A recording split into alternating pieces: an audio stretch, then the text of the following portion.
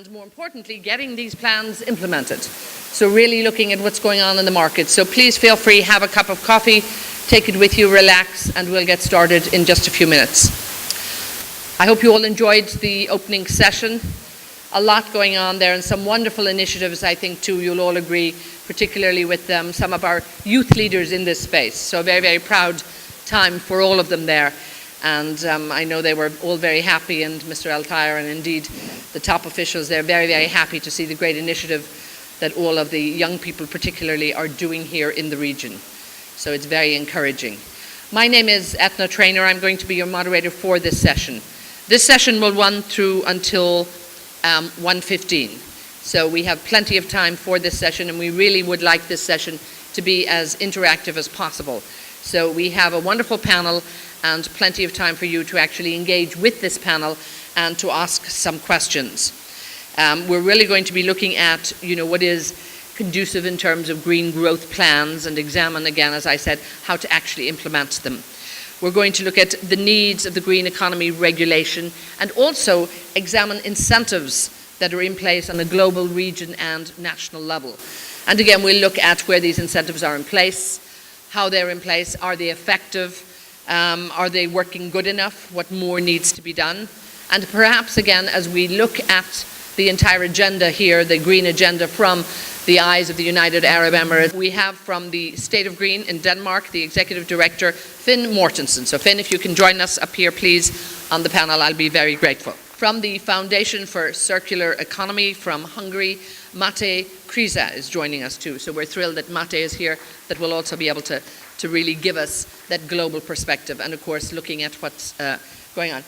From the Global Green Growth Initiative here all the way from Abu Dhabi, joining us, Dr. Cheno Parks. So we're thrilled you've taken the time. Thank you so much to join us. We have from Enoch, the business manager, Shama Al-Rahma. Shama, wonderful, please join us here. We're great that you have taken the time, so we'll get a local perspective on what's going on here. And from RWE Consulting, the global CEO, Klaus Grellman, is also joining us. So as you can see there, we have a representation from companies, from organizations, and we can really cross the entire gamut of what's going on in this sector. Some tremendous experience, which we will share with you.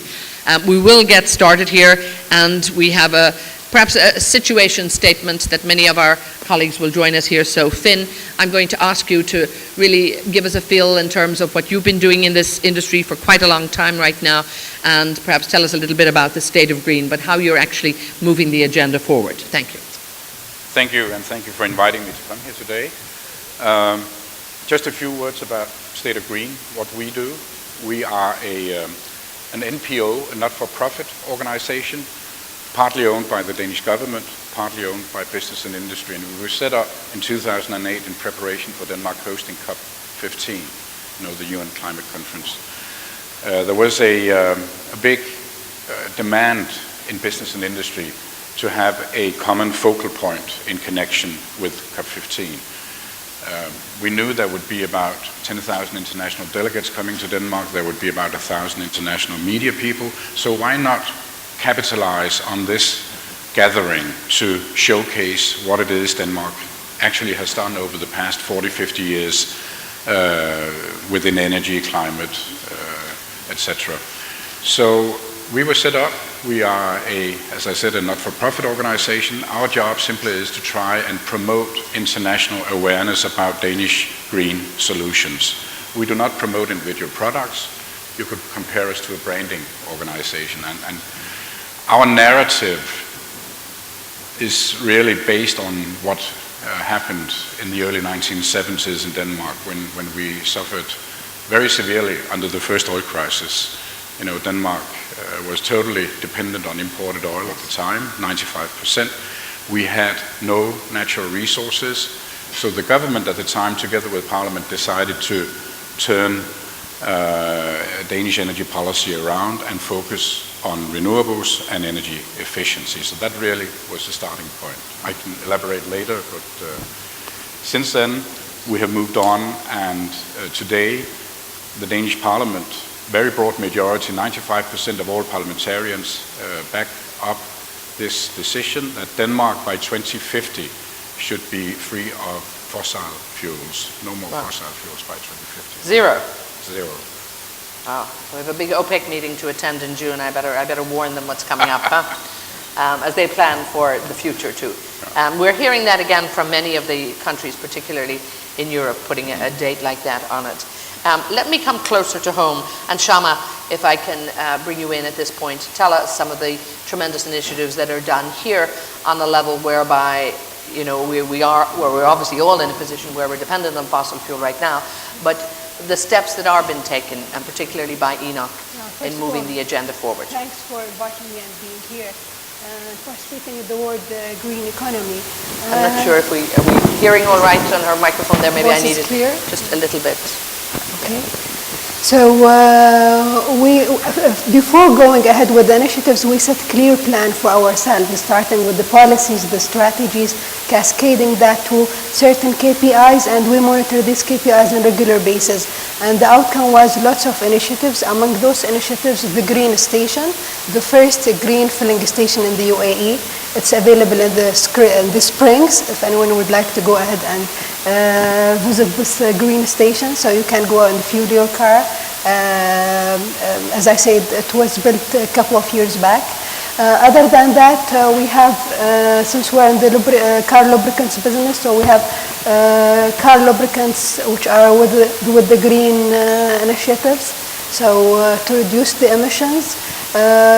This is basically some of the few initiatives. Other than that, what we did basically, we tried to encourage all our entities under Enoch umbrella to reduce the water and the energy, whether changing the LED lights within under each and every filling station, within the offices. We went down even to the water taps in the building, inside each and every toilet, by the way. So we went down to those certain and small initiatives to encourage the basically reducing the energy and water. So even on that level, there's a lot of initiatives that individuals can take, companies can take within even one building, and then move it forward to probably showing good example. And again, building that efficiency into it, probably the first step that really people should be taking. Yes, actually, as I said, we started aligning ourselves with the Dubai Supreme Energy Council when it started in 2009. We started setting our plans, because without getting the top management buy-in and without having clear plans in place, you can't go ahead and implement all of those initiatives. As I said, we start with setting the plans and then working towards budgeting for each and every of those initiatives, because we don't have only filling station under Enoch. We have a refinery, which is the only refinery in Dubai. So we try to find different ways to reduce the water and energy within the refinery. So we budget for that, and then yearly or quarterly basis, we monitor those investments and what are the returns on those investments. Don't forget to reduce, for example, the emissions in those huge plants. The investment amount is very high, and the return is really, I will not say low, but it takes really long time. So it requires lots of encouragement from those businesses to go ahead and budget for that, and you push them to invest for the green economy. Thank you. We'll come back and talk more about those initiatives. Mate, when you're looking at your role within the Foundation for Circular Economy, I love the name of this. It's very holistic and sounding. And again, what are you looking at in terms of the policy framework? And just to bring us up to speed with what you're working on at the moment. You hear me? Yeah. Thank you, and thank you for the invitation. The foundation itself is quite a new foundation. It was established as a private initiative 1.5 years ago. And we set up this foundation to promote circular economy in Hungary and build international partnership. What is circular economy? You might have heard about it. Circular economy is a shift from our actual linear economy. What do I mean about linear economy? Linear economy is that we take the resources, we make products, we use them, and we dispose them. Just very simplified way. The circular economy makes in a circle that everything is reused, and in many times. Think about the nature. In nature there is no waste. If a tree dies or an animal dies or anything, it goes back into the nature and there's no problem. There is no waste. Waste is a nutrient. So we have to treat waste as a nutrient. And carbon is also a nutrient. It's very important. It's not a waste. So we have to use CO2 as a nutrient, and there are many good examples for that. So we set up this foundation, and there are many other initiatives in Europe, not only us. And you have to know that the European Union, and for you guys here, European Union is a benchmark. So you have to know that the European Union is also working on circular economy, and there will be a new legislation probably by the end of this year, which will have a very strict target by 2020, 2030, like you have 2021, which is I guess the 50th anniversary of United Arab Emirates. So anyway, we want a good framework for that. Without policy framework, without incentives, it's like the carrot and the stick. It won't work. So it's very important if you get the right framework. But I do believe that the main task is for the business. So we provide a platform for business in our foundation. So we just launched this month our Upcycle Club, where companies and NGOs can join. And we want to make showcases of best practices and help innovation. So we are making fundraising to make circular economy in practice, not just to talk about it. So in a nutshell, that's about circular economy. Super. Klaus, I want to come to you. RWE, one of the biggest utility companies in the world, certainly probably the biggest in Europe. And when we look at Germany particularly, we look at a country well down the road in terms of the green economy.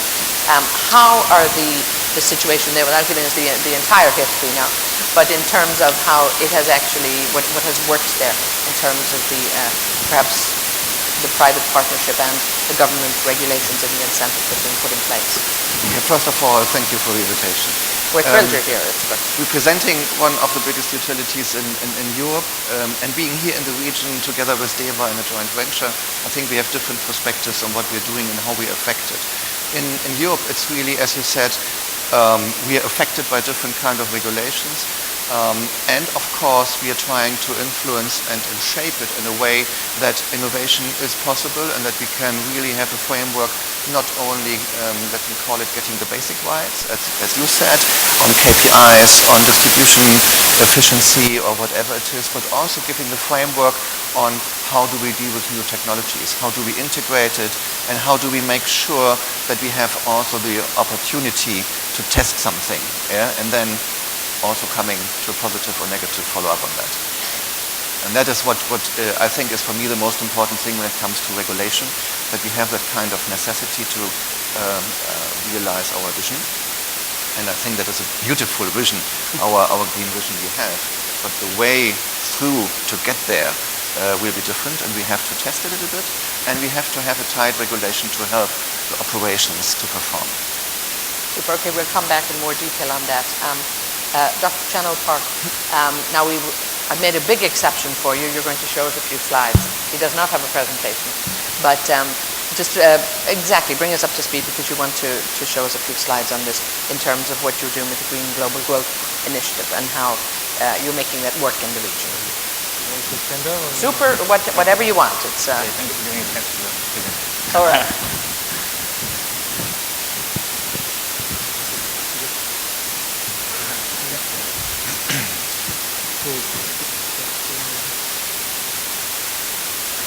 Okay. So until waiting for the presentation file, I think I just giving some short introduction of the GGI. GGI stands for the Global Green Growth Institute. Okay. Yeah, no, please, whatever you're most comfortable with now. Okay. Yeah. GGI is an international organization. Denmark is our member. United Arab Emirates is a founding member. We started in 2010.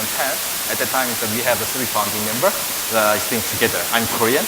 It's Denmark and United Arab Emirates. The 3 countries started supporting the GGI from the 2010. Now we have 30 programs in 20 countries. I would like to emphasize on this conversation. We have we have the different program for each country. I'd like to raise this kind of issue. Why GGI take this kind of approach? Overall, is other is the international organization, other is the NGO, international NGO, just to to support the developing country and then make us a project as some the same international norm or the same approach. But we focus on the government situation. That is today's policy framework is very important, but we are thinking about is whether there are some of the policy framework issue in the developing country or not. That means, once there is when we started this country program, there's a dialogue, project dialogue with the government. Okay, usually first question comes to me. It's only one thing. Please explain why country is to pursue green growth pathway. We need growth. The environmental issue is not a matter for the people. Usually I didn't answer this question. And I raised three questions. Do you want growth? This is first question. Second question. Do you want your children to have a fun on the green area instead of waste? Third question, do you want follow-up international climate change negotiation and international climate change regulation? If yes, green growth is a vehicle for the reaching to the green economy. That is our concept. But we have some of the successful case in the Ethiopia and UAE, and then others the delivery model. Maybe I'll speak something later. That is our concept, but GGI is an international organization, but we're starting for the focus on this government demand, government need, for supporting the government actual gap, something like that. That is our focus. Well, I mean, we've heard this morning, and I think everybody here would all agree that, we need to shift to a greener economy in terms of moving growth without a doubt here. But obviously the people that we need to bring into place here are the private partnerships or the business. Mate, if I can come to you in terms of when we look at national regulations, regional regulations, the regulatory bodies will be involved in this and have to be involved in this. But when we look at these frameworks, what do you think works best in terms of bringing everybody on board and moving probably at a quicker rate towards achieving the greener economy? Let me explain green economy, because I think if you ask all of us, yes, we will have very different, 5 different explanations. Yes. Let me so have your mine. Understanding. For my point of view, green economy is not only reducing bad environmental impact, yes, reducing CO2 emission and so on, but it's also making good impact. How we can make, as a company, as an organization, the person make good impact on ecology, on environment, because we are always thinking about reducing the bad effects. So it's like, we are doing something wrong, let's do it a little less wrongly. And building productivity, this has to be something that it's everybody only about embraces. efficiency, and I think it's, I would propose instead of efficiency, effectiveness, and effectiveness means a positive impact on environment and on society. So I think that's, from my point of view, this is green economy, and it's not only just solar panels and CO2, which is very important. The second thing is, for green economy, we need leadership. I think this leadership globally is lacking.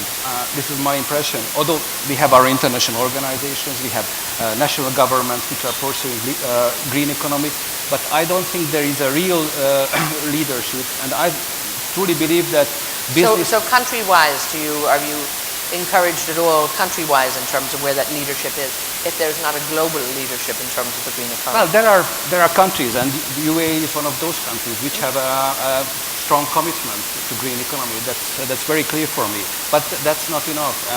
But I think this is a very good initiative, that there is a leader, and there is a country which is committed to green economy, because you want to sustain, and you know that fossil fuel will not last forever, and this is also bad for environment. So I think for leadership, I would say that there are countries and there are companies and there are company leaders.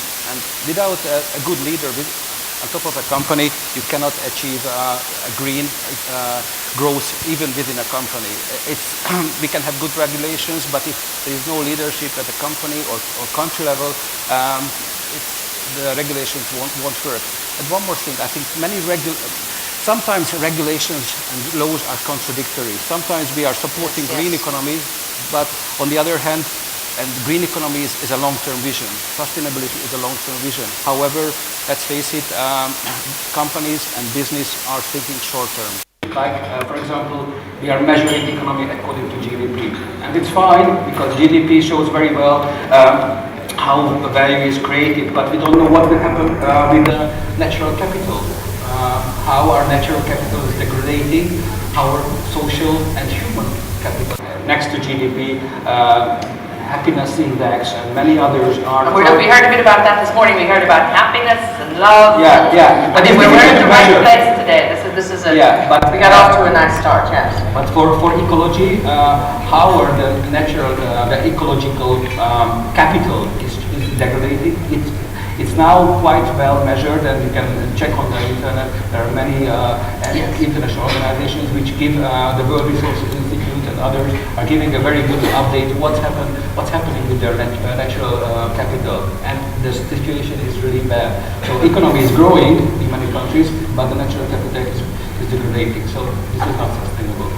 Finn, do you find that contradiction within, we're trying to race ahead and bring in more of an environmental friendly situation. And obviously we need, in terms of happiness, we need the shareholders to be happy, because if shareholders are happy within organizations, they will feed more investment back into the companies, and ultimately that will then, but it has to work within the green economy. So, I mean, is there, contradictions there that actually pull that back and prevent people from embracing this? Not necessarily. And I fully agree with Marcel that you need leadership, you lead by example. And I think, well, first of all, Denmark, I think 2 years ago was rated #1 in global happiness, and now we're down to #2, I think. But we can live with that. We're relatively happy, despite the tax burden in Denmark. But I think you need to look at, you have to measure economic growth one way or another. I fully agree there are good reasons why we should find other ways to do it. But if you take the Danish example and look at Danish economic growth measured traditionally over the past 50 years or so, you will see that we have had actual economic growth in real terms of approximately 80% over that period, or 40-year period. And at the same time, we've been able to reduce our CO2 emissions, and we have actually also been able to reduce our overall energy consumption, which goes to show that you can actually have economic growth without increasing your energy consumption if you go about it in a diligent way. And I think some of the decisions made in Denmark back in the 70s actually paved the way to this very day for where we are today. Not only in terms of renewables, we have today about 40% of all electricity consumed in Denmark comes from wind. It'll be 50% by 2020. But also, if you look at energy efficiency, which is a cornerstone of the Danish energy policy, and back to the stick and carrot that you mentioned also, Martin, before, I think that's simply vital. You need to have economic incentives to consumers, to businesses, etc. And at the same time, you tax them out of using, for instance, the fossil fuels. So would you say that the initiative and the sense of leadership, that it actually exists in Denmark, while Matti might say the global leadership is not there, and you look at the work that's been put in over the years, that commitment and the political will started way back, and within that, I mean, it's sustaining this as well, so the leadership is there. Yeah, I think there's people reckon that you need to have economic growth, you need to create jobs, you need to have livable cities. Absolutely, and for that triangle to Because work. it's not much fun if nobody has any jobs and we're just exactly. sitting around enjoying clean Exactly. air. Yeah, we And, won't be and, happy. and I think moving from the left of the political spectrum in Denmark to the right, there is an agreement that we need all of these things to go hand in hand. Obviously, there are differences between the various parties about how to achieve the goals, but the long-term vision, 2050, is still agreed upon by 95% of Parliament. We are having an election this year. It may change a little bit, but the fundamentals will still be in place. And of course, that will probably be very high on the agenda. I mean, energy security is certainly high on the agenda. As in any European country. Shama, looking at this from a company perspective, again, you know, people here when they look at Enoch, and we've all pulled up at your petrol stations and refueled our cars. But again, the initiative that this company has taken in terms of your contribution to actually building that green economy, how important, you know, do you see that? And again, within the leadership that's driving that, because according to Mate too, as he says, you know, it really that's ultimately where it is. Because a company like you, who probably doesn't need to do this, you know, the leadership has taken, has bought into the regional and the vision of the leaders in the emirate here. So why has the company done that from a commercial point of view? Actually, for us as ENF, as I said, we're a company owned by government of Dubai. Yeah. So we try our best to align with the government rules and basically strategy. And also we're a member of the Supreme Energy Council of Dubai. And before they come up with initiative, we try to be, you know, the first to implement those initiatives, because we believe in the green economy, honestly. And we at ENOC, we have top management buy-in, honestly, and they're supporting that. As I said, they mandated each and every company within ENOC to put it as part of their strategy and part of their balance scorecard. By the way, we have one budget, it's part of our annual budget, but one section, we call it energy and resource efficiency, only for basically all of those initiatives. So, as I said, because there is lots of top management buy-in in this, and we believe the impact here will not come today or tomorrow. Some of the initiatives we can receive direct impact, some of them will be for the future.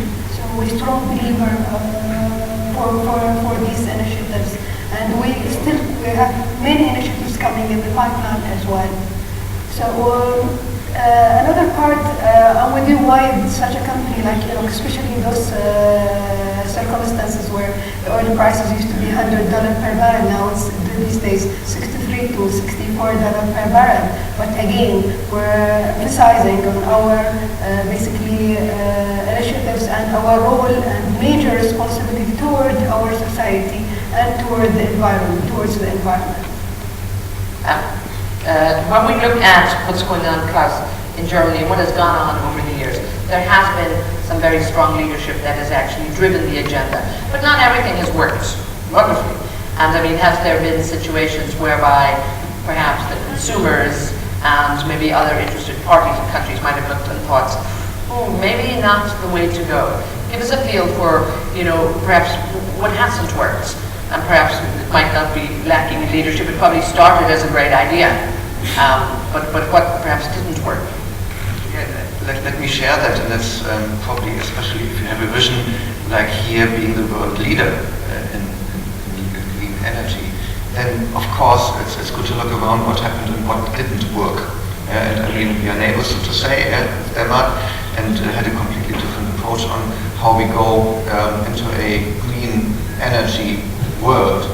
And it was absolutely agreed in Germany that we go with wind and that we subsidize that heavily, so that we use feed-in tariffs and other mechanisms as the leading principle to achieve the transition. That was nice for the very beginning, and then you see, of course, that technologies are coming and breaking down and breaking to the breaking point, and that they're getting economically viable anyhow. And then it's really hard to turn it back or turn it around or adapt it. So I think the most important thing for me is that regulation needs to be that kind of link between the vision and the kind of on the ground what is happening, yeah, for the next project, for the next solar plant, for the next grid area which has to be built. What is it concrete, what has to be taken into account to make it successful in green? Is there a danger that the regulators operate in one silo and that the actual companies and those who implement it in another? I mean, is there enough cooperation at that very grassroots level whereby they can put policies in place that are going to make everybody happy and make it actually work? What would you say? Yeah, for me it's a system, yeah, and everyone has a role to make that system and lead it to the optimum. Yeah? And of course sometimes they are a little bit warm, let's put it this way, yeah? and make sure that, of course you have different opinions sometimes, but this is about the dialogue. The dialogue will lead you through that vision and will make sure that you can be world class. Yeah? And without that kind of dialogue, then you will not have the challenge to be really the best. However, this is a tough and hard way, yeah? And you have to admit that everything will not right from the very beginning, and setting frameworks, you sometimes simply as a regulator don't know what it really means, yeah? Exactly, yeah. How it's going to be interpreted, and that is where you have to have a dialogue all the time and make sure that the vision is then being realized. Chano, you're agreeing with this. Please come in on this topic here. Yeah, I think now we are talking about this leadership, right, and regulation. Today's GGI Global Green Process side, just when you are starting the program in the country, leadership is one of the key factors whether you can implement the program in the country or not. Because without the But is it also what's important here, that openness whereby nobody's too arrogant to think that this is the only way forward, and you bring in, more voices into it to actually, and that's really the leadership that's needed. Yeah. And also, we saw that some of the worst cases in the past season, in the past period, some of the countries just, without the leadership, just to maybe, for example, change the government by 1 year base, and then change the minister, and then change the focal point, and then that leadership has a different view. All the policy and the leadership dialogue is disappeared. That is something problem. And there is one of these leadership, but before the joining of GGI, I was in charge of Korean ETS system, emission trading system. This thing about is that Korea we announced that there is a Green Growth Agenda 2010. Now we are starting with the ETS system. You can think about that back to the European case. How many years the European country spend some time for implementing ETS system? One of the reasons Korea is a successful case is a strong leadership. But now, just let me start this. One thing I want to emphasize on the leadership side. Okay, we agree that the leadership is key point for the policy dialogue and also the policy framework. But now we are thinking about meeting some of the reachable action or the reachable action or the managerial action. But that's the point. We think about what kind of leadership we need at this stage. We discussed the many climate change agenda, green economy agenda from the 10 years ago. But now we think about this, some of the countries, some of the bad case we can think about. In the case, we have to think about it. What kind of leadership we need? Maybe that is my question to let me start this. But would you agree with Mate perhaps and look at the fact that perhaps we're lacking in global leadership on this particular agenda? And again, as we look towards COP21 and the road to Paris, they're probably all there banging the drum saying we are leading this in the right direction. And I have a panel here who's maybe not that sure. Perhaps we'll hear from many of you too in terms of what you think. So do you think there needs to be, where do we get that leadership from? What's going to happen, if you don't think it's in place?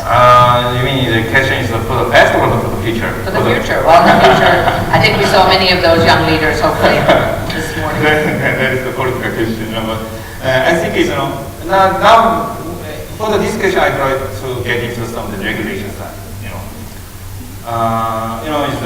Many of the countries have some high level strategy initiated by directed by the king, directed by the high level leadership.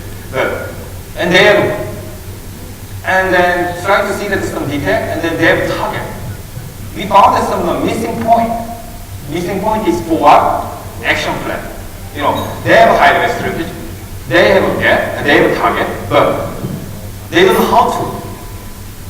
But government is a leadership should think about this, is what kind of the action plan we need, what kind of action plan is workable in their country. You know, some of these countries now, maybe I don't want to mention some of the country name. Now some of the countries are setting up the carbon tax system. Now postponed. I found that some big issue. You know, some of the countries are setting up a carbon tax. You know, it's MRV or the carbon budget, carbon allocation system. It's, you know, it's the backup system, the mandatory requirement system in there. But now that country has started the carbon budget, carbon alone. It's a very interesting point.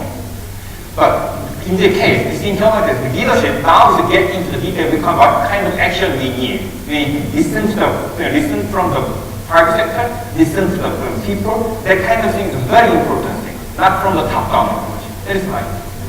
Mate, you mentioned that the European Union should be a benchmark for the region here. Where are the good points in terms of what's happening with regulation and that policy of the European Union at the moment? How are they leading?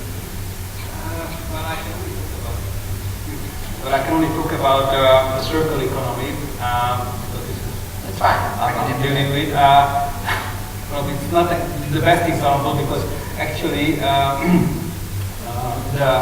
we had a previous commission last year until this year in the European Union, which was until November last year, sorry.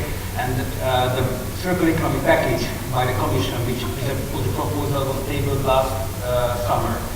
And this circular economy package was withdrawn at the beginning of this year by the new commission, by the Juncker Commission, partly because of political reasons. But of course, the argument was that they want a more comprehensive, more profound legislation, but this was also a political decision. So my point is that I think the European Union and our political system is probably not the best to think in long term. And I must admit that the United Arab Emirates, from political point of view, is more adept for long-term vision because, at least I can say, in Hungary we have every 4th year we have elections, and politicians are thinking in 4 years terms, you like it or not. And this is a contradiction between long-term vision and 4-year terms, and this applies for the European Union as well. But we just crossed our fingers that this new legislation for circular economy will really help to implement circular economy for every member state. But of course, you have to bear in mind that we have 28 member states in the European Union, and we have a very different level of, compare Denmark and Bulgaria, or even Hungary. And a few of them don't particularly. So this is very, there's heavy lobbying going on in Brussels. There are more lobbyists in Brussels than officials. Can you imagine in Abu Dhabi more lobbyists than officials? No, probably not. So I think this, per se, or par excellence, this makes our task in Europe more difficult than here. Alhamdulillah. We have about half an hour left in this discussion still, so at any time if anybody wants to ask a question, please at all means. But first, let me just ask Finn, and we have a question here in the front row after that. So we can plenty of questions. Okay, well done guys, I'm glad I brought it up. But Finn, when you would agree the political will is not enough. It's probably driving the initiative here in this region, and then companies are embracing that and moving it forward. But in general, you say that's not good enough. No, you simply need to create resonance for your viewpoints. So the political will needs to find a hearing among the public, and I think, yes, definitely, the EU has a lot of problems creating good long-term solutions, agreeing on long-term solutions. But I'm relatively optimistic that we will see in the future, over the next 5 to 10 years, even more pressure coming from populations around Europe, around the Arabic countries, where people will say, we want more livable cities, we want a sustainable future.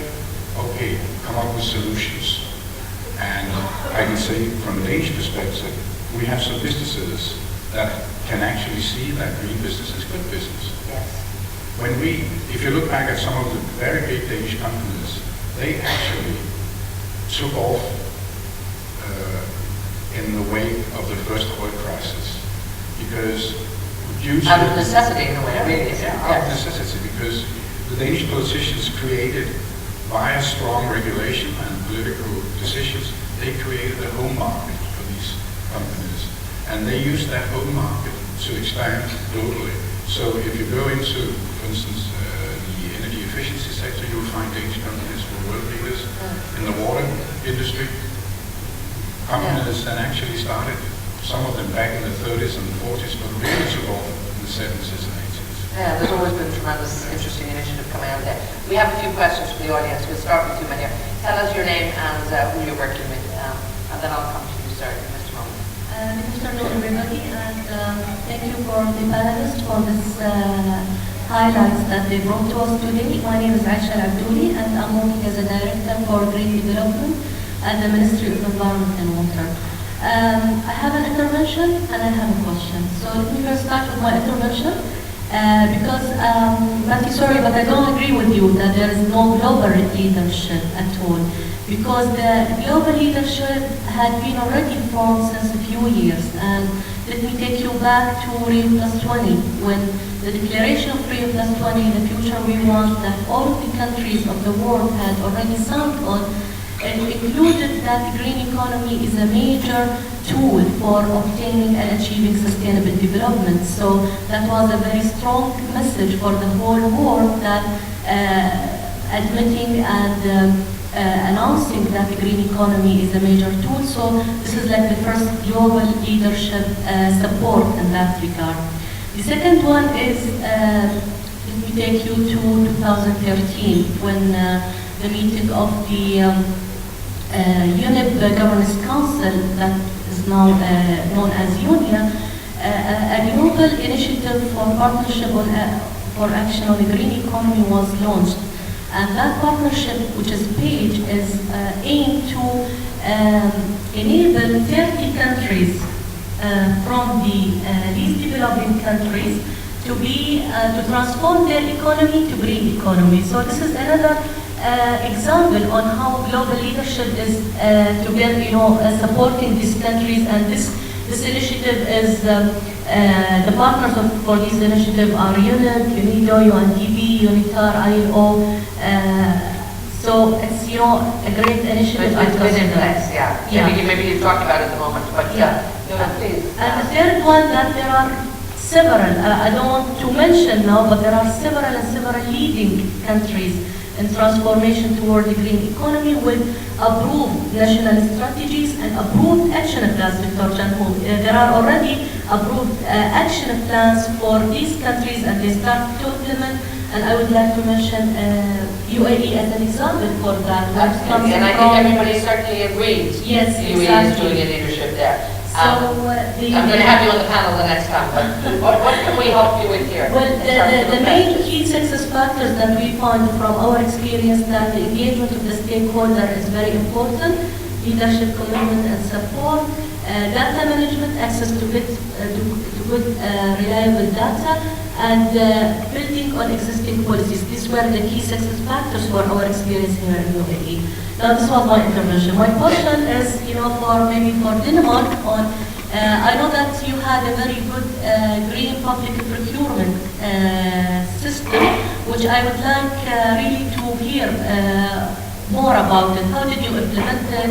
What were, the outcomes from that system, and the implementation way, or the implementation plan for such system that already brought a lot of benefits for all of the public authorities or the public entities within Denmark. Thank you very much. Thank you so much. Yeah. Well, first of all, let me start off by saying I'm not an expert on public procurement in Denmark, and frankly, I think that. But it obviously became part of the desire. It did become part of it, but I would say even today we're not good enough at it in Denmark, maintaining high standards for green standards for public procurement. We can go higher, no doubt about that. But it was implemented as part of the overall policy, and has been, the bars have been raised several times since then, since the early 70s. So no matter what you are looking at, what you are procuring, you should have this sustainability aspect included. It goes for the concrete technologies, it goes for services. It has been implemented in national Danish legislation, but as I said, it can be improved even more. So Mate, what about all those great leaders in the world that have, somebody's moved this agenda, and everybody has, caught up with it. But are you hopeful that the leadership will be there, perhaps? Or it has to be at some point? There's always hope, but I have to say that we have a lot of declarations. You just mentioned one, that there are many other declarations, but I think declarations are not enough to achieve. I have these goals what we have to achieve.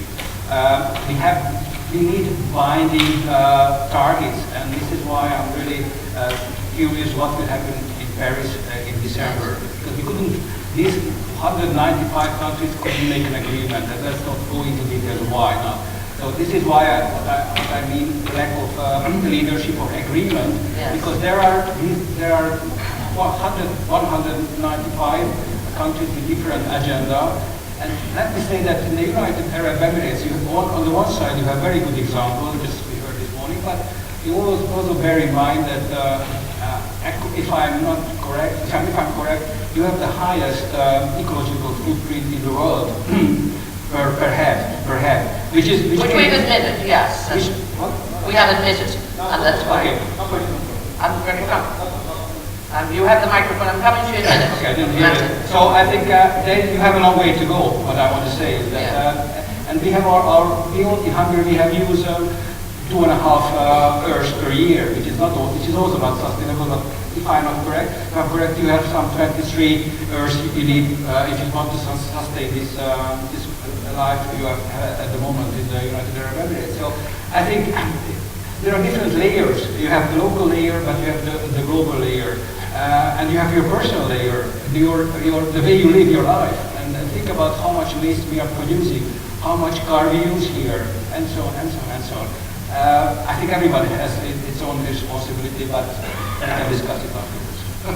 We have another question, sir. Please let us know who you are, and then I need my microphones up in front because it's getting lively here in the front for you. My name is Fatih. It's an odd microphone. I'm from DOE. Yeah. First of all, not UAE number one was number one, but now Qatar is number one with the highest ecological footprint. Now my question, regarding to CO2 emission in European Union, now for example, all sources of energy is producing CO2, and solar is the highest CO2 producer during manufacturing stage. Now with your regulations, most of the European countries, they are manufacturers. And here we are in UAE, we are consumers. So it's easy for us to apply green economy. But what you do with respect to carbon footprint as the manufacturing stage, like the CO2 produced for manufacturing, solar or nuclear. Do you have any kind of regulations? Was it just count in your credit, or how you want to tackle this? Because you are also a partner, for making global warming on the manufacturing stage. Because you have to take a life cycle of any products. So what do you want to handle that? Is it back to you, market? So in terms of the energy used in the manufacturing? Yeah, for example, he's manufacturing solar. And he's producing a lot of CO2. In his regulation, what's the regulation just like everybody was attacking China of high CO2 and all the factories are in China, which is American factories or European factories because of the labor. So China is a victim of high CO2 because of everybody going there to make this factory. So I'm talking about the CO2. Okay, who wants to pick up on that? Thank you so much, sir. And I might come to you, Klaus, for an introduction there, please. If I understood well what you said, what you asked is that how we count the CO2 footprint, basically, the carbon footprint, because you are right that solar panels do have a carbon footprint, and it matters where are they produced. As far as I know, most of the solar PV panels are produced outside of Europe, mostly in China, which has a strong carbon impact or ecological impact on China, although we use it in Europe or you use it here.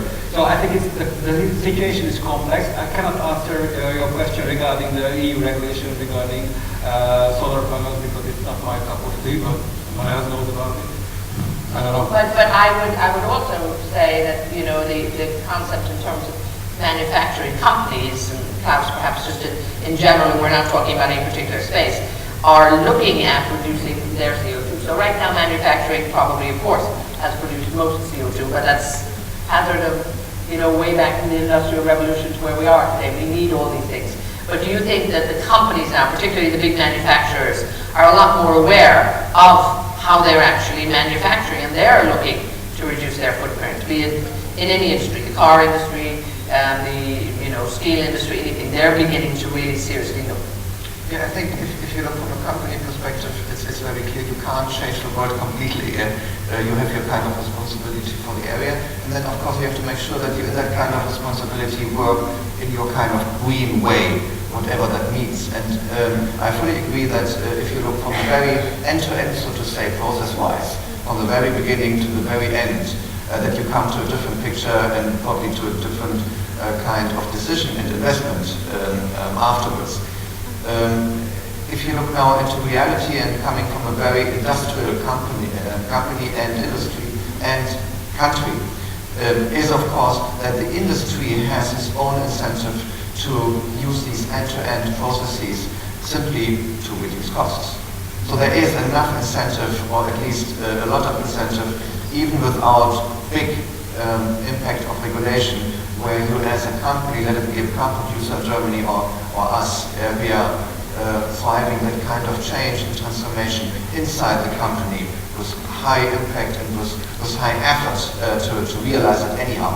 So that fits nicely then into what needs to be regulated and what needs not to be regulated. Where do I focus? Yeah, I can't regulate everything, I can't. So where is my focus and where is my point I want to make to realize the strategy and the overall vision? And the industry is for me a big part of that, especially here in the regions that you're in a growth area, then you can shape it even better than honestly we can, where lots of things are already there. And Shama, even when we look at, the initiative that's been taken on board by Enoch, again, a private company looking at, perhaps the triple bottom line, so to speak, whereby you've made that decision and you are actually looking to incorporate more of a greener economy in your decision making. Actually, I would like to add as well part of more initiatives our time with the government departments. And the latest one was we signed an MOU with Dubai Municipality for transferring the biogas to LPG. So this is the latest initiative. It's in a very early stage. However, we're trying our best to get into this field.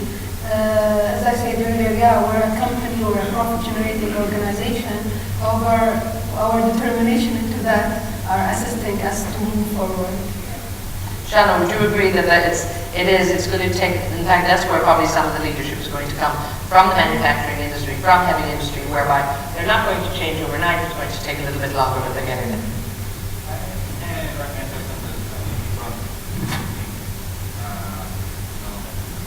We think about when we start with the EU trading, many of the exported companies raised some of the carbon limits.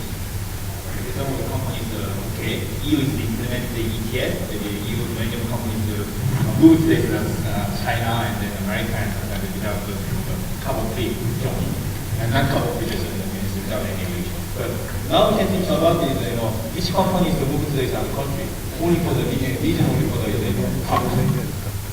One is a global country. Actually, the company is looking for the market now. That means the carbon is the reduction mitigation action. I'm not sure, but it's not a strongly influence on this company situation now. But in the future, we don't know. In the future, we don't know. That is a question. And then now we think about, we think about this. Now we are listening to we agree that we need engaged this private company. But come back to some of my peers, in some of the countries. Okay, we set up some of this criteria and then some of the regulation. But at the first meeting, the stakeholder engagement meeting, all the stakeholders, the largest company, the wing expert, this is wrong, this is now, this is wrong. And just at the time, I had no expert. And then back to some of the debate. And then looking to some of the company capacity. They have capacity. They are thinking they have capacity for not this country. They have capacity for the other country. That is the last thing we have to do. I want to, let me stop this just a minute. Okay, just carbon negative impact on the company operation and market, we have to consider. And then whether it's industrialization and some industrial regulation. Yes, absolutely, but it is shifting. We have quite a few questions, I'm keeping that in mind.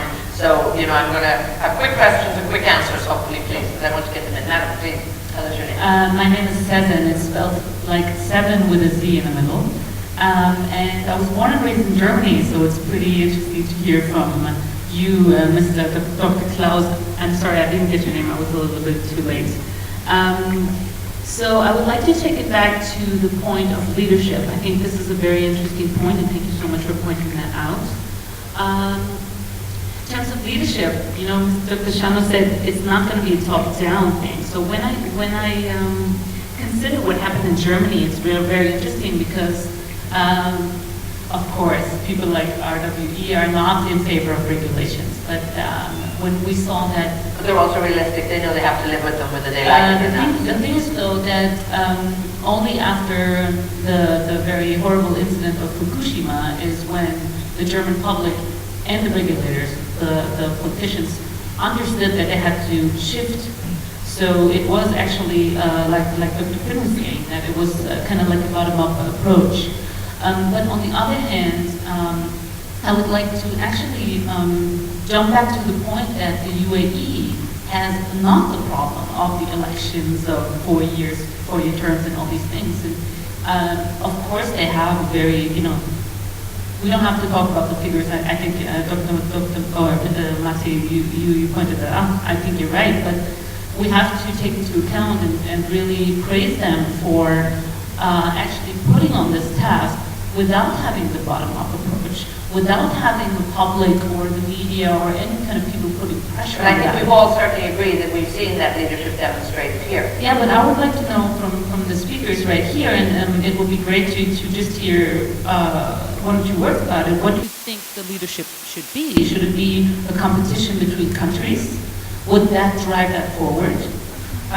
Would it be a bottom-up approach, like Finn was saying, or is it going to be another wild card scenario, like Fukushima, that's going to drive this further? I'm really interested to hear, and thank you so much for having the opportunity to say something. Okay, I'm not going to have everyone answer that because I've got lots of hands up here. So who wants to take that, please? Okay, I start, with... No, I can only perhaps leave that with you if somebody desperately wants to come in on it. There's lots of truth what you're saying, and sometimes it needs a kind of disruptive input into the system that you can change it. Yeah, and Fukushima was definitely for us a disruptive input. To make it really successful, though, for me are other factors, and that is you have to convince every single one to really think different about energy. Consumption, industry, how I do my processes, wherever you are, you have to think different. And that is what I always also encourage people to start, of course, change yourself, to change yourself first, and probably in the environment you're working in, but then really thinking about what does it mean and what are my options and what can I really influence. And that is very, very, very powerful, and that happened after that disruptive Fukushima input. That we have lots of initiatives which are very, very local. So it's small groups who thought, I need to think about my kindergarten. Yeah? What can I do in that area? Yeah? I'm a father, what does it mean for me in that very small environment? Can I change something? Yeah, like we've seen in the morning session, the container.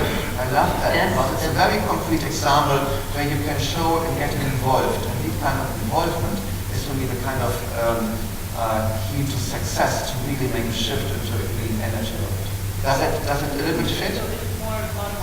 It is, yeah, that is absolutely necessary to have that bottom-up approach as well. Yeah, leadership, as you said, is perfectly here, top-down, no doubt about that. And really, we've only got about 10 minutes left, so I'm going to roll through. Sir, you have the microphone, please. My name is Saeed. I'm representing the United Nations here in the UAE. We heard a lot, and to every sort of related meetings I go or conferences, the discussion comes back, and I'm frustrated with that, back to energy. Energy is important. It has a major role, but I think the green economy is much broader than the energy sector alone. So I was hoping to hear some more about other aspects of initiatives and broader aspects of green economy. Coming to the leadership, I have a question that although there are materials, and I believe, yes, the bottom-up is one approach, and it's very important that we take it upon ourselves. But also I think we have to prove, we have a responsibility to prove that it makes business sense. It was said that it's a good business. Green business is good business. Okay. But yeah. we have to prove it, economically, financially. So my question is to the panel and also to the audience if they want to talk to me later. Now wait a minute, I've only got 5 minutes left, so easy setting new parameters and answering questions here. A couple of good examples, case studies of that green business is good business. It makes profit sense because if you don't get the private sector on board, any kind of regulation and others wouldn't work. Yeah, absolutely. Ben, please. Yeah. Just very briefly, our organization, we host approximately 3,000 international visitors to Denmark every year, commercial and political decision makers who come to see solutions that actually do work in practice. And you asked for other examples than energy. Water is a big issue globally, that's written for the UN. I was presented with a case just last week, very interesting case from Denmark, where a number of companies have put together a new wastewater disposal plant, which actually produces 92% more energy than it consumes to treat the water. Simply by using the sludge for as a bio energy, 92%. And we have had examples of 50-60%. So we're moving in that direction. We have, and they're working perfectly well, wastewater plants that are actually producing energy to the system. And that's going to spread in Denmark, no doubt. And again, I think it's some initiative that DEWA certainly wants to get involved with here. It's already announced it. Please, Jamie, you want to come in this? Responding to the question, just maybe I want to share one example. Yeah. In great cases, excellent case, we collaborate with the government. But I am proud of the Ethiopian case. For the cost-setting area and then for the economic growth. This setting up the primary resilience for the green economy in Ethiopia 2030, which is adopted by the Ethiopian government. Now, Ethiopian government is trying to implement this policy framework. Now they have secured $35 million from the international bank and something. Ethiopia is emerging country. Not only for the reducing the focus on mitigation and just visiting a lot of Ethiopia emerging country. We supporting the Ethiopian government to the middle-income country without the ambition. That kind of a facility we need, and then secure some funding from this other donors. This kind of one of the best example I want to share. Super. We've time for just a few more questions. Sir, please, I'll take from you and then I'm coming to you, sir. And I realize we've got a few more. So nice and short from you and nice and quick from our panel, please. Certainly. My name is Tim Patterson, CEO of Fuel Economy Solutions from the UK. I have an observation to make and then a question for Klaus. There's a lot of discussion about CO2 footprint, but there's also the real issue of other toxicity indices, gases coming out of the tailpipe of vehicles and through factories, etc. So CO2 footprint is one thing, but you may disproportionate with an emerging technology reduce the SOx, NOx and the hydrocarbon particulates. And so it's not just about CO2.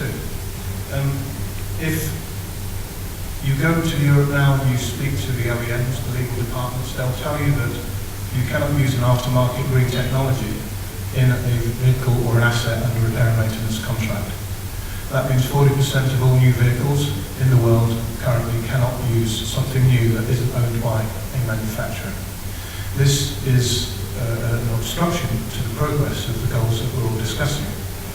So my question to Klaus is, if a power generator OEM that's supplying you with equipment, or a combustion chamber manufacturer for coal water slurry or coal combustion, were to say to you, even though you go to them with the technology you've discovered, that we've gone through the process you just described earlier, new technologies we'd like to consider and test it, what would you say to that OEM if they said, Mr. Customer, you cannot use that technology that can save you money and reduce, not just your carbon, but also reduce the toxicity of the indices of the other greenhouse gases around your facilities? How would you treat those contractual issues? Because I understand the OEM's problem. It comes back to that contradiction we talked about. Yeah, I think it fits nicely with what we discussed and I said earlier is, for an industry perspective, if you have a business case and you come to me and we will do it, very easy. That is for me not the problem of regulation or not the thing of how do I shift a whole country or a whole region into a future world. And then of course you have to focus. Yeah, and I fully agree to all what you said in terms of there are other factors which are important. But at the end, if you want to shift a complete energy system, you have to focus on one thing, and I think worldwide accepted is CO2. Yeah, and if I'm not an engineer, but of course there are many aspects everything is not black and white. Yeah? But this is something which I would love to discuss with you on the business case. Yeah? Let's go to power plant, what can we change? Let's go to a factory, what can we change to make it more efficient? And we have your cost aspect and we earn other nice environment aspect at the same time. Perfect. Yeah? From a company perspective, that is unlimited. From a regulator or from a country perspective, I would say I'm absolutely happy with CO2 and also the ETS system or whatever we use, because it's focusing several million people into one direction. Mate, I don't have time for follow-up. I'm really sorry. I've got people here and we're really running out of time. Come in on this one for me, Mate, please. Yes, just a reference to this question and the previous one you had about, if you want to talk about energy. No, green economy also means the toxic materials, let's say, for example, in our shoe, chrome, which is bad for your health as well. So green economy means also health. What kind of materials we are using, what kind of materials we are inhaling. So these are very important issues, and it's not only about CO2, this remark. Super, okay. Sorry, we have a question from you, please. Yeah, thank you. We got one or two more in, and then I'm going to have to wrap. Very quickly, my name is Aim Shastri. I actually represent the Saudi government to this conference. I would like to thank the panelists for the insights. I just like to comment and then have a question. First of all, I assume they present the private sector. I can see a clear distinction between the motive from the private sector versus the government. I can assure you we're going to come to an agreement by Paris from within the 195 countries. The leadership, the way we see it as governments, comes from developed countries, Annex 1 countries, Europe and the US and the umbrella groups, where they not only have the historic responsibilities for emissions, they also have the capacity, the technology to address issues. My question very quickly is that what are you doing as private sector to push your government to move technologies to developing countries, whereby we have the purchasing power, but we have some regulatory issues that you have within your own governments that are not conducive to moving technologies to developing countries. And just a word of wisdom that whenever you talk about climate change, put it in the context of sustainable development. You cannot only look at one factor. It's three pillars: social, economic, and environment for anything to succeed. You're talking we're sitting in the UAE here, we have everything nice and rosy, but you go to Africa, people have energy poverty, they have energy eradication issues. So we really need to bring everything all together so that we can have more sort of meaningful and more practical approach. Technology is the key to it. We are trying as developed countries under negotiation climate change for technology. The bottlenecks that we have from your regulatory system is really the problem. So exactly, stop waiting for regulation. What can the private sector do to move the agenda? If I may turn it a bit or flip that around for you, for me it would be as a company also important that I get a framework which allows me for innovation. Yeah, that is for me the most important part of that I have the freedom to try out something, different technologies, a small scale, and then make sure that it works. So yeah, I would expect that here Dubai will be a kind of innovation hub. Yeah, if you want to be the leader worldwide, then it is for me necessary that you have the kind of space to try things out and to develop. And that would be for me also more in the growth and future forward-looking direction, a part of the solution. And that is what would help me as a company a lot. Super. I know you're not going to get the full answers you need at this time frame because we're coming near the end. I'm going to open questions in my session tomorrow an awful lot earlier. Gentleman at the back, sir, and then I'm coming to you, and then I'm really sorry we're going to have to wrap it up. So please, sir. Yes, my name is Faris Hawari, and I'm from Zayed University. And actually, I have a simple question. I'm here with 19 environmental students, science students, and we would like to hear actually what are the main barriers between us as a globe and adopting the ecological economy, the green economy principles. Just, main barriers. That's my question. Let me hold that because it might be our final question. So you won't think on that one because I think I'm not going to answer it immediately. I'm going to have to wrap up on that one because it's a lovely final question. So you won't think about that, save it. And our last penultimate question here, sort of from you, sir. But save on that last one and I'll get you that answer for all of our the leaders of the future. They're all waiting there. So please. I have a quick question with Shema. Actually, do you have any case that you can sell to the private companies that what you succeeded in your organization, and in case like you wouldn't have it government backing, would you be able to do this project? Thank you. And then perhaps yeah, sure. Actually, we shared lots of success stories with companies and these business case studies. We would like to, as I said, after the session, we'll sit together and I'll take us through the whole thing. I have a hard copy of the presentation, and again, we can have a separate meeting about that. Super. Okay, so back to our future leaders of Zayed University down there, since there are 19 of them waiting for this answer, and I'm going to have to bring this to our conclusive answer from all of our panelists. So perhaps, Klaus, when you look at, so what's holding us back? What do you see that's holding us back from, sir, please, adopting the green economy? Is that what you're? The green economy and the ecological economy. So the obstacles. Yes. Obstacles. And therefore the solutions we'd like as well, so very quickly. So also probably directly into solution or what is necessary to make it as a success. Can I rephrase it? Please. This way? Okay. To make it really a success, we need to allow a different flow of capital, venture capital, whatever necessary, because we are investing in areas where we don't know if techniques work or not. So it's a different kind, I don't want to say a second Silicon Valley here in Dubai, but we need a framework and also which is financed differently. And of course, and again, there's nothing holding back as soon as we can scale it up afterwards. Yeah? And the basics needs to be right. I think that was my second point already. We need to focus also on the normal building structure, on the normal things, and the distribution net and grid and whatever is there. Super. Shama, in terms of what the obstacles are, what we can do to jump over. Yeah, the main obstacles that we're facing, number one is the cost. 1 to 100 is the cost. The high cost, the high investment of those initiatives. Number two, the high return. As I said, I mentioned this initially actually.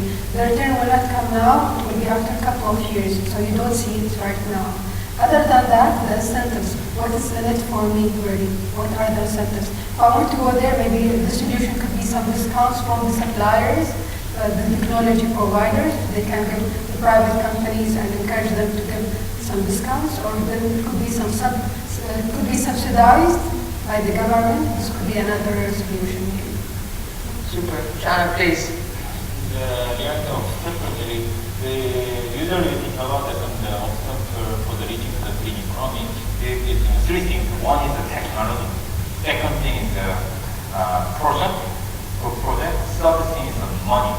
Now the main thing at the global level, if you think go to the data of the World Bank, you can check how much they have money budget for the investment in green technology, something like that. Then the money is not issue now. Technology is not issue now. We need a good project on the ground. That means for one of the conditions for the good project related to the delegation or something, that is government. France should engage participate some of the project area in the activation area. The government made a good favor, so like we call this market regulation, for the, not only for the incentive, not only for the parents, the kind of the smart way we need and what the leadership thinks about. Super. Mate, again, what are the obstacles that are out there, the big hurdles that you've got to jump over? Yeah, there are many obstacles, but I would underline one. I think the main obstacle is the true costs. What are the true costs of green products? Because if, as long as we are not really measuring the ecological and social externalities of the green products are having a disadvantage vis-a-vis the non-green products. And people are not willing to pay more for something which is green product just because it's green if it's 10% more. I mean, in Hungary, we made statistics and we saw a poll that actually people are not, maximum 5% they're paying more. So this can only be changed if the true costs are accounted for. Until then, I'm a little skeptical about green economy. Super. Then I'm going to leave the closing word with you here. Yeah. I'll follow up on what Mate said. The IEA, the International Energy Agency, has time and again showed that the externalities on fossil fuels are enormous. Subsidies to the fossil sector 5 times higher than to the green products or renewable products. So we need to have more focus on the externalities. We need a carbon price, global carbon price, and perhaps also some kind of disruption. Okay. Now I have a lady over here who's obviously giving me that eye that if she doesn't get to talk to me, so I'm putting the pressure on you that what you're going to say is going to really, move this to a whole other level and round it all out. So please. Thank you very much, and for having this last question. My name is Sana from Diva. Now my question is related to... There's no question, darling. There's no question. I'm really sorry. So... Okay, then my statement, or you can call it whatever, is talking about the challenges, all right? Now, most that all you mentioned somewhat a common challenge, but my question is there a difference between the challenges faced between the already established institutes and the new startups for adopting the green economy? Well, I think that's a question that I have to leave lingering out there with everybody because I've already, so to speak, eaten into your lunch hour. But thank you for bringing us to that. I really want to thank you, audience. You have taught me one thing this morning that's in my session I'm doing tomorrow. We're going to open up this discussion an awful lot earlier. I know it's something you're all very passionate about, and we have a tremendous panel here, and I really want to thank everybody. Just a few things that we just brought up there when we were looking at some of the obstacles and hopefully the solutions. Technology, projects, and money. This afternoon we're really going to be looking at the finance part, and I'd like to discuss that. We didn't have the time, but we have an entire panel dedicated to that, starting at 2:30 this afternoon, really looking at innovative green finance to see where the money is coming from, what are the projects that need financing, and who's going to deliver that money. And then after that, our plenary session, the closing plenary session today, will also be building green PPPs. So again, looking at global partnerships, looking at the projects that are out there, the projects that are working, and the projects that are ultimately going to mean a lot in this industry and help drive it forward. So I want to thank all of you for your participation, for being here with us at this very important summit, and indeed for your involvement in this. So thank you all, and again, sorry to all of you, we didn't get the answers. Our wonderful panel here will hopefully stay around, perhaps chat to you over lunchtime here. So I'd really like to thank Shama from ENOC, really delighted that you have been here with us. Klaus, of course, from RWE, delighted to have you here. Chano from the Global Green Growth Initiative. Mate, all the way from Hungary, thank you for your initiative here in the circular economy. And Sofin from Denmark, some of the great insights you've given us on projects that are operational. Once again, thank you all so much. We've got a very busy 2 days ahead, so please, we'll encourage your participation. You've been wonderful, and we look forward to hearing from you in the next 2 days. Thanks again. Bye-bye.